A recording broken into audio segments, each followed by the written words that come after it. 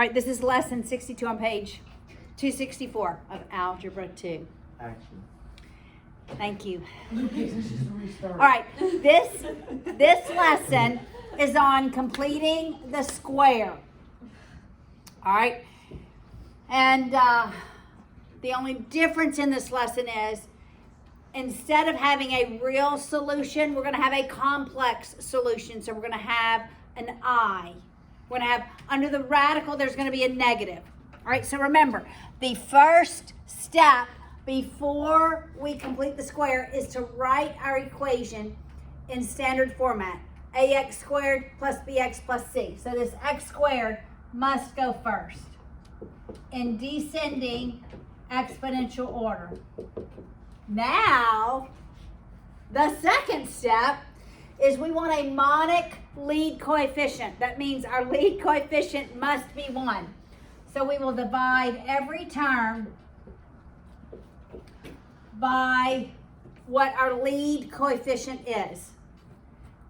And we're left with x squared minus 1/3 x. I'm going to leave some space. Plus 5/3, leave some space, equals 0. This is 0. Our b value is negative 1/3. We take half of it. It's the same thing as either dividing by 2 or multiplying by 1/2. Because we have a fraction, I'm going to take that negative third, multiply it by 1/2, and we square it. What's negative 1/3 times 1/2? What's negative 1/6 squared? So I'm going to add 1/36 inside the parentheses, subtract 1/36 outside, so that on this side of the equal sign, the net effect is 0. I work this different from your textbook. Your textbook moves the 5/3 to the other side. I leave the 5/3 here, do the opposite operation on the same side of the equation. I work it this way because when we have to graph it, it has to be in this format to be able to graph it, all right? My binomial squared is always x plus or minus the value of half of your b. It's what's inside this parentheses. So it's minus 1/6, right? Negative 1/3 times 1/2. And then I'm going to combine 5/3 and 1/36, but I'm going to make a common denominator first. So my denominator will be 36. What do I multiply 3 by to make it 36? 12. So I'm going to multiply by 12 over 12. So what's 5 times 12? 60. So it's 60 over 36 minus 1 over 36 is 0. All right, I would combine these. What is 60, 36 minus 136? 59. To solve for it, since we're not graphing it right now, to solve for it, I'm going to subtract 59, 36 from both sides. So that the net effect on the left-hand side is 0. And I'm left with x minus 1/6 squared equals negative 59 over 36. When we've worked these to date, this was always a positive number.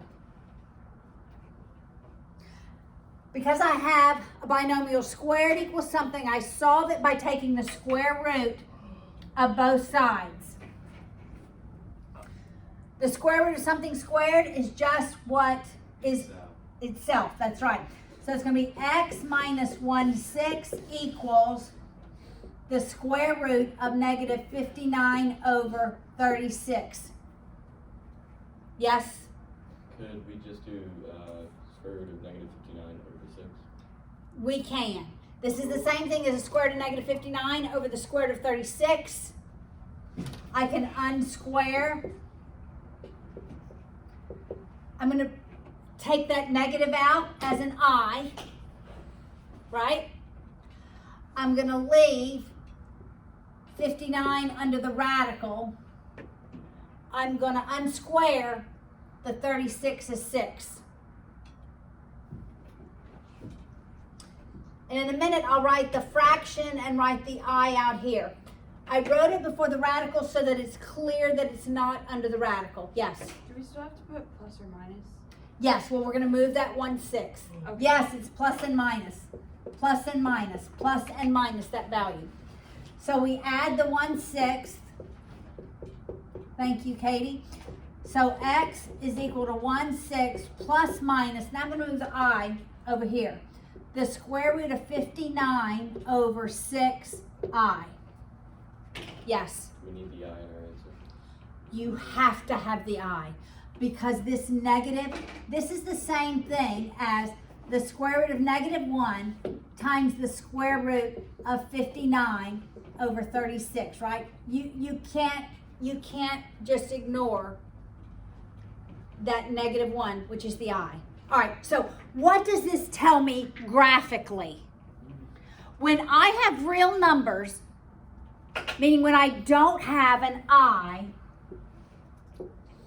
if I were to have 1/6 plus minus 1/3, let's say, all right, those are both real numbers. I would have 2x intercepts. In this case, I have two imaginary solutions. I have two complex solutions. So I have 0 x intercepts. Now I want us to look at those solutions. It's x is 1/6 plus square root of 59 over 6i, and x is 1/6 minus the square root of 59 over 6i. How are those terms related? What are they called when I have plus and minus, middle sign changes?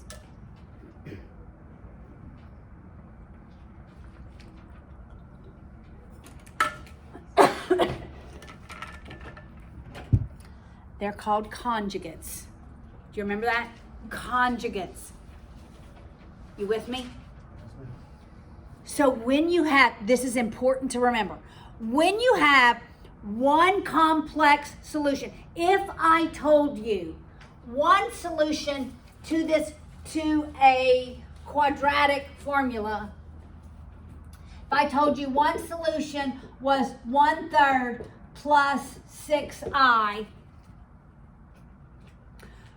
you should know that complex solutions always come in conjugates. They always come in pairs. So another solution is 1/3 minus 6i. Got it? When you have a complex solution to a quadratic equation, they always come in conjugate pairs, plus and minus, always. So if anyone tells you one solution has an imaginary number in it, then you know that there are two. And the only difference is that middle sign changes. All right, one more example. And then you'll work the practice problems.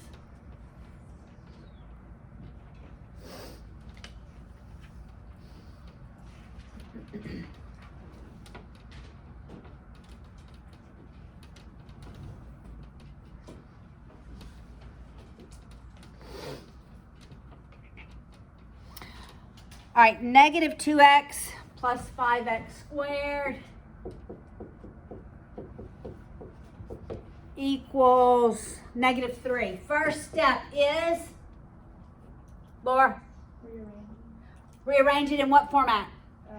Like Descending descending. exponential form. So my 5x squared is going to go first. My 2x, I'm going to add the 3 and set it equal to 0. What's my next step? Don't let me forget the next step. What is it, Jude? Is it you divide all the numbers by 5? Divide every term by 5. That's correct. We want a monic lead coefficient. So I'm left with x squared minus 2/5 x plus 3/5 equals 0.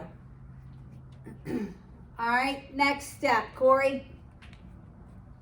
Then you would multiply, well, you put that negative 2 over 5 and multiply by 1/2 Multiply that 2/5 by 1/2 squared, and square. What's negative 2/5 times 1/5? negative 2/10, Simplified. 1/5. Yes, I immediately saw I could crisscross simplify. Remember, we can only simplify terms that are multiplied. So it's negative 1/5. What's negative 1/5 squared? 1/25. Positive 1/25 inside those parentheses. Negative 1/25 outside the parentheses. What's my binomial squared? It's x what? Minus 1/5. And we're going to make a common denominator, and my common denominator will be 25. So I multiply 3/5 by 5 over 5. So that's plus 15 25ths, right? That'd be 14. Minus 1/25. And so yes, it's 14 25ths. Positive 14 25ths. Because I'm solving for it and not graphing it, I'm going to move those numbers over. So I'll subtract 14 25ths from both sides. And I'm left with x minus 1/5 squared equals negative 14 25ths. Now what's my next step? What is it? Square root of both sides. Remembering this is plus and minus, so I'm left with x minus 1/5 is plus minus. That negative I'm going to write as an I. I'm going to unsquare the 25. So it's going to be the square root of 14 over 5. That was the square root of 25. That negative under the radical I'm writing as I. I'll add the 1/5. The answer is x is 1/5 plus minus square root of 14 over 5 I. Now if I could simplify what's under the radical, I would. Suppose we had 1/5 plus minus the square root of 20 over 5i. Then I would simplify 20 as 2 square root of 5, right? Simplify your radical, all right? So the only difference in what you've learned so far is we're going to end up with complex solutions.